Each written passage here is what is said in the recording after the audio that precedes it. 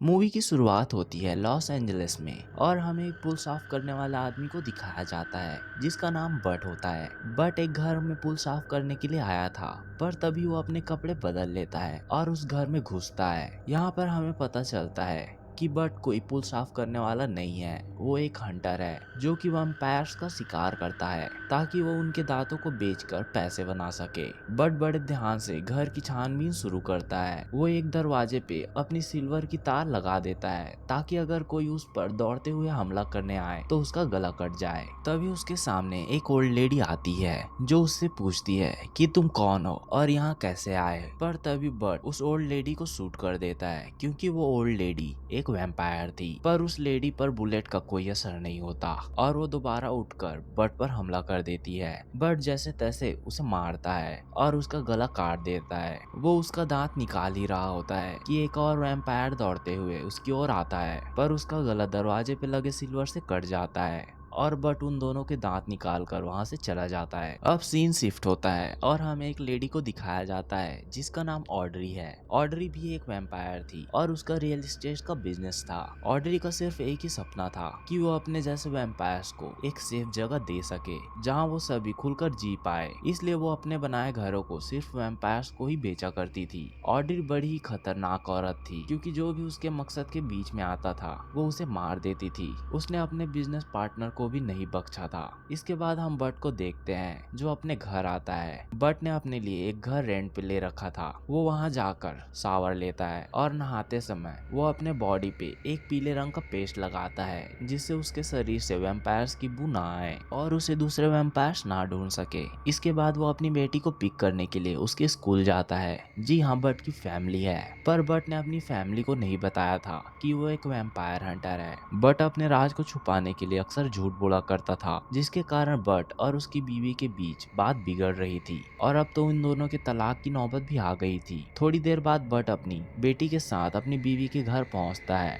और उसकी बीवी उससे पूछती है कि इतनी देर क्यों हो गई, जिसके लिए बट उससे माफी मांगता है। पर बट की पत्नी बोलती है कि तुम्हारी इन्हीं हरकतों की वजह से हमारा रिश्ता खराब हुआ है, तुम्हारे अंदर जिम्मेदारी नाम की कोई चीज नहीं है। और वो बट को बताती है कि हमारी बेटी के पिछले कई महीनों की फीस बाकी है और अगर हमने इस हफ्ते वो फीस नहीं दी तो वो उसे स्कूल से निकाल देंगे। पर तुम इसकी चिंता मत करो क्योंकि मैं ये घर बेच रही हूँ और मैं अपनी बेटी को लेकर अपनी मॉम के घर चली जाऊंगी। बट उसे मनाने की कोशिश करता है और बोलता है कि तुम्हें ये करने की जरूरत नहीं है, मैं उसके फीस के पैसे ले आऊंगा, तुम्हें ये जगह बेच कर जाने की जरूरत नहीं है। ये बोलकर बट वहां से निकल जाता है और वो एक पॉन शॉप में जाता है जहां पर खुफिया तौर पे वैम्पायर्स के दांतों को खरीदा जाता था। वहां का ओनर बट को बताता है कि तुम्हारे लाए दांतों का $800 दूंगा। ये सुनकर बट हैरान हो जाता है और बोलता है कि यूनियन वाले इसे ज्यादा पैसा देंगे। तो शॉप का ओनर बोलता है तो फिर तुम इसे यूनियन में क्यों नहीं बेच देते। यहाँ पर जिस यूनियन की बात की जा रही थी वो एक सीक्रेट सोसाइटी थी जिसके अंदर बहुत से हंटर्स काम किया करते थे। वो वैम्पायर्स का शिकार करते थे और उसके दांतों को बेचकर उन्हें पैसे भी मिलते थे।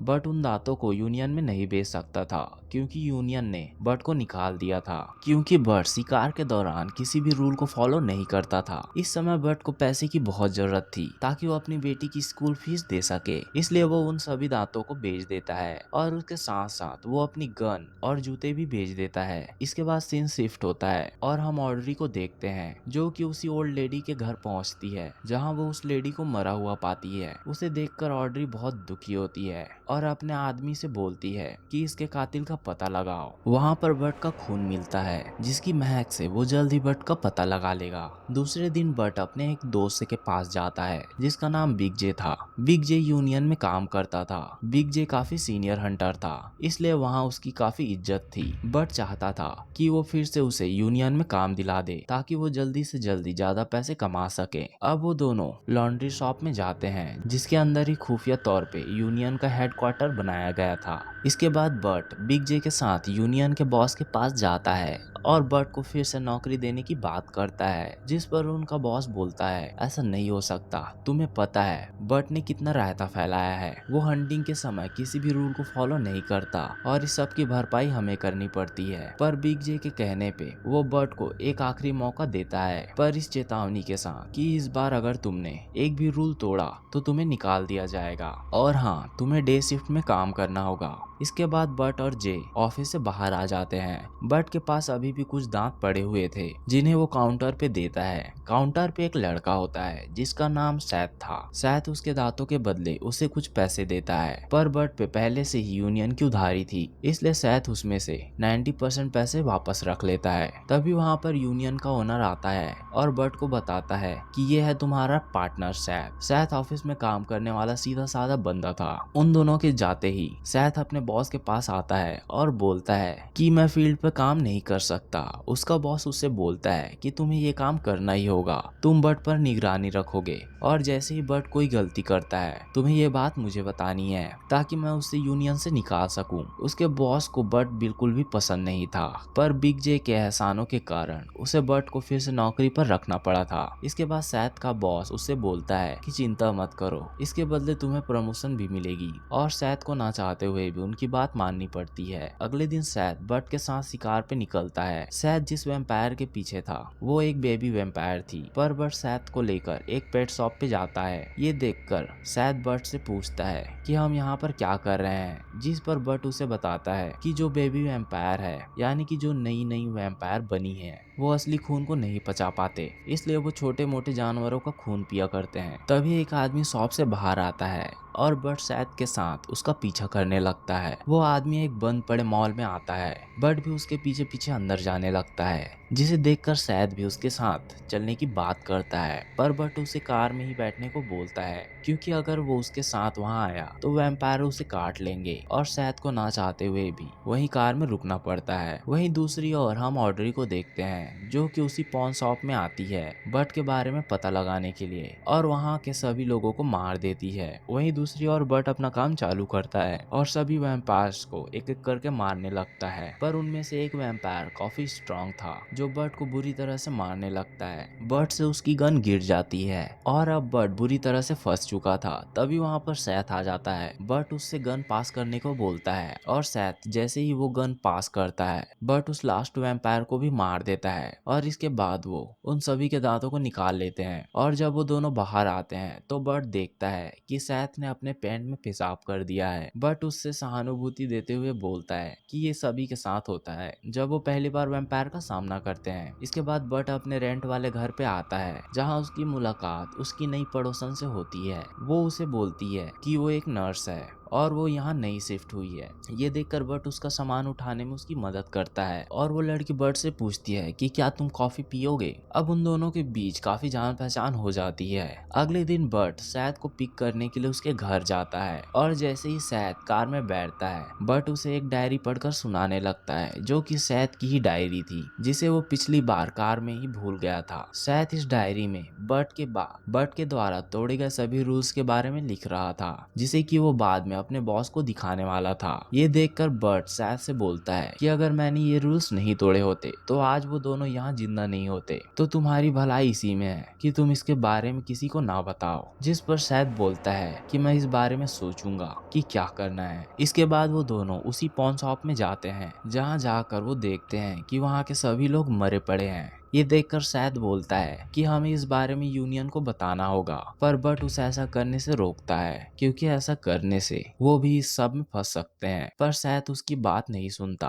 और अपने बॉस को कॉल करने लगता है। तभी बट उसका फोन छीन लेता है और बोलता है कि अगर तुम ऐसा करोगे तो मेरी बेटी कभी स्कूल नहीं जा पाएगी। वो सिर्फ अपनी बेटी के लिए पैसा कमाना चाहता था ताकि वो उसकी स्कूल फीस दे सके, और जब उसके फीस के लायक पैसे जमा हो जाए तो तुम मेरी शिकायत कर देना। ये सुनकर सैथ का दिल पिघल जाता है और वो बट की बात मान लेता है। इस सब के बाद बट जब अपने घर आता है तो वो देखता है कि उसकी नेबर किसी आदमी से ऊंची आवाज में बात कर रही है। वो आदमी बड़ा ही अजीब दिख रहा था, पर बट उस पर ज्यादा ध्यान नहीं देते हुए अपने रूम में चला जाता है। और अगली सुबह बट को यूनियन की तरफ से खबर मिलती है कि वैली में बहुत सारे वैम्पायर्स रह रहे हैं, इसलिए बट सैथ के साथ वहां पहुंच जाता है। वहां पहुंचने के बाद उसकी मुलाकात दो हंटर्स से होती है, जो कि यहाँ पर हंटिंग करने के लिए आए थे। बट उन दोनों से बोलता है कि तुम्हें यहाँ से जाना चाहिए, ये मेरे शिकार हैं। जिस पर वो दोनों बोलते हैं कि यहाँ पर बहुत से वैम्पायर्स हैं, अगर हम मिलकर उन सभी को मार देते हैं तो हमारा ही फायदा है और प्रॉफिट को हम आपस में बांट लेंगे। और वो सभी घर के अंदर आते हैं। इस बार सैद भी उनके साथ आता है। वहाँ घर के अंदर दो लड़के वीडियो गेम खेल रहे थे, तभी वो दोनों उन पर अटैक कर देते हैं। उन दोनों को मारने के बाद जैसे वैम्पायर्स की तो बारिश होने लगती है। वैम्पायर्स दीवारों के अंदर से बाहर आने लगते हैं और वो तीनों हंटर अपना काम चालू करते हैं। देखते ही देखते वे 100 से ज्यादा वैम्पायर्स हो जाते हैं और वो तीनों जैसे तैसे उन सभी का सफाया कर देते हैं। पर उन सभी के दांतों से भी उतना पैसे जमा नहीं होते कि वो फीस दे सके। इसके बाद बट अपने वाइफ के घर आता है, जहाँ पे वो बट को बताती है कि वो अपना घर बेच रही है। बट उसे समझाने की कोशिश करता है पर वो नहीं मानती। अगले दिन बट जब काम पे होता है तो उसे एक कॉल आता है। कॉल पे ऑड्री थी और वो उससे बोलती है कि तुमने मुझसे मेरी प्यारी चीज छीनी है, मैं भी तुमसे तुम्हारी बीवी और बच्चे छीन लूंगी। ये सुनकर बट तुरंत घर पहुंचता है, जहां पर ऑड्री और उसके आदमी पहले ही आ चुके थे और उसकी बीवी और पत्नी को कब्जे में ले लिया था। बट को देखकर उसकी बीवी उससे पूछती है कि यहाँ पर आखिर हो क्या रहा है, जिस पर बट बोलता है कि मैंने तुम्हें सैकड़ों झूठ बोले हैं और उन्हीं झूठों में से एक ये भी है कि मैं एक पुल साफ करने वाला हूँ।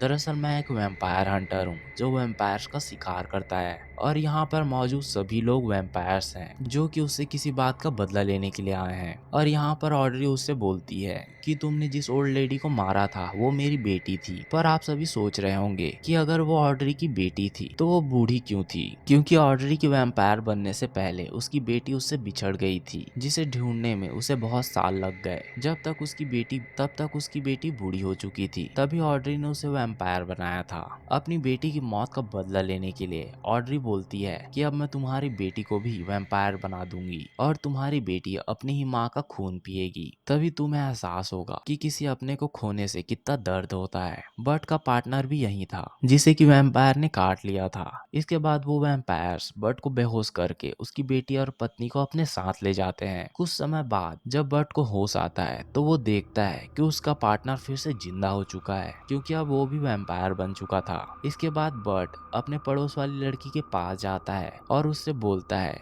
कि तुमने मुझे धोखा क्यों दिया, तुमने मेरे बारे में उन्हें क्यों बताया। जिस पर वो लड़की बोलती है कि ऑड्री ने मुझे जबरदस्ती वैम्पायर बनाया था और वो मुझे अपने गुलाम की तरह रखती है, पर अब मैं ये सब और नहीं सह सकती, मैं उससे बदला लेना चाहती हूँ, इसलिए मैं तुम्हारा साथ दूंगी। वो लड़की बट के पार्टनर को पीने के लिए खून देती है ताकि उसकी भूख कम हो। इसके बाद वो तीनों ऑड्री के अड्डे पे जाते हैं, जहाँ पर ऑड्री की रक्षा करने के लिए बहुत सारे वैम्पायर्स थे, जिनको बट, उसका पार्टनर और वो लड़की एक एक करके मारने लगते हैं। पर उन वैम्पायर्स की तादाद बहुत ज्यादा थी, जिसके कारण बट और उसके साथी धीरे धीरे कमजोर होते जा रहे थे और ये लड़ाई हारने ही वाले होते हैं कि अचानक से वहाँ पर एंट्री होती है स्नूप डॉग की, जो कि बट का दोस्त है और वो अपनी बड़ी सी गन से सभी वैम्पायर्स को छल्ली कर देता है। इसके बाद वो लड़की बट को एक सुरंग का रास्ता बताती है, जिससे होते हुए वो ऑड्री तक पहुंच सकता था। वो चारों दो ग्रुप में डिवाइड हो जाते हैं। बट अपने दोस्त जॉन के साथ उस टनल में जाता है और वो लड़की बट के पार्टनर के साथ दूसरे रास्ते में जाने के लिए निकल जाती है। जिसके बाद बट और उसका दोस्त टनल में आगे बढ़ने लगते हैं। कुछ दूर आगे जाने के बाद उनका सामना और वैम्पायर से होता है, जिन्हें की जॉन फिर से अपनी गन से छल्ली कर देता है। वहीं दूसरी ओर ऑड्री का साथी उसे बताता है कि बट अपने साथियों के साथ यहाँ पहुंच चुका है, जिस पर ऑड्री उससे बोलती है